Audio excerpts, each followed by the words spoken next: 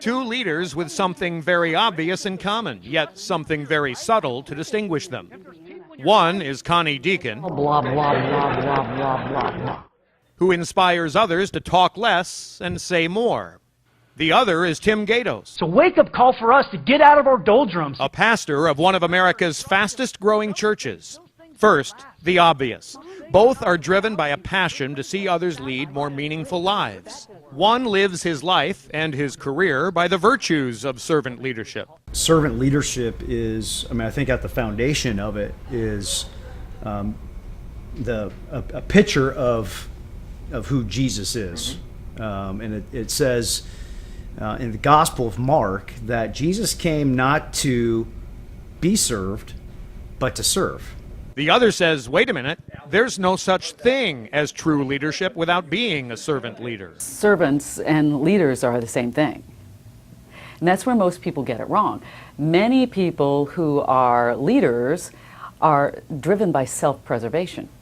And so, therefore, they feel that everything that they do has to be about themselves and building themselves up. Pastor Tim clearly understands that leadership must extend to the home for someone to be an authentic leader. For my wife and I, how I lead her, it's it's a little softer and a little gentler, and so we have to learn what it looks like to be tough and tender. A good leader is someone who's tough and tender. And so that even plays into with leading at the church and with staff and with people. Is there's time to be tough, there's time to be tender, there's time to be a counselor, there's time to be a comforter. Connie understands that nobody will want to follow a leader, and nobody genuinely will, unless that leader is a leader in every moment of his life. Leadership in the moment. Leadership in the moment is first understanding other people's needs and values. See, instead of self-preservation, we first have to connect with people. So we have to stop and say, okay, who's this about? What do they want and value? What do they need? How do I stay in their moment? Not my moment. Part of the job of a leader is to raise up other leaders, right? And so you want to inspire, influence, raise up new leaders, and spin out new leaders. If a leader wants to, he always wants to get the credit. He wants to hoard. He wants to make sure that he's the one that that takes all of the the credit for everything. Then that's just a brutal, terrible leader. When leaders create bad cultures, for example, what happens is people do hide the truth, and they don't give you that candor and feedback that you really need to make good decisions.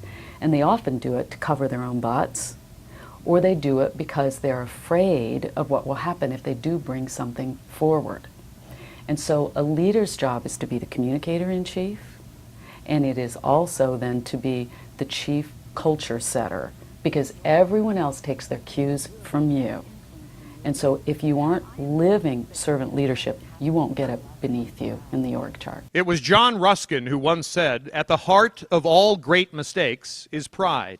Connie does not distinguish between pride and ego. Pride, ego, self-preservation, they're all the same thing. And what that means is I'm more important than you. But it's also a human emotion. And we're all brought into this world that way. And left unchecked, those are the emotions that most people honestly have. The key is getting past that and developing as a leader so that you are a leader for others, not of others. If there's a curse to great leadership, it's in this single word, listening. Listening is not the act of being quiet. Listening is the desire to hear. And in most cases, people really don't desire to hear. They just think that out of politeness or whatever reason, we're to be quiet for a moment. I think if we can totally redefine how we look at listening and saying that it is a desire to hear, then that comes from a place of openness. And that can change everything, because then, in order to influence other people, you also have to be willing to be influenced yourself. So I'm imagining, Pastor, as one of America's fastest growing churches, that there must be someone you look up to. Probably Bobby Knight. free throw shooter will have the honors shooting the technicals. Look at here, look at here. Bobby Knight just threw his chair clear across the free throw lane. No, I'm just kidding. There's a few people that spring to my mind. One is Ronald Reagan, who was brilliant at kind of what we just talked about, of describing that vision of a better tomorrow, and being able to cast that in an amazing way, just through words but he brought people along as well. He would just continue to use his gifts of being able to cast that sort of vision to get people passionate and excited. There's actually a guy who I really like, who is the coach for the Seattle Seahawks. His name's Pete Carroll, and the way that he leads, the way that he coaches, is a way of what I say of that influence versus control. That he is able to influence. He's able to get people excited and passionate about something in the future, and work hard to get there. As for you, Connie, there must be somebody that you look to that acknowledges a huge ego, but still a good leader. Okay, Connie, I get it. You just don't have the heart to say it's me.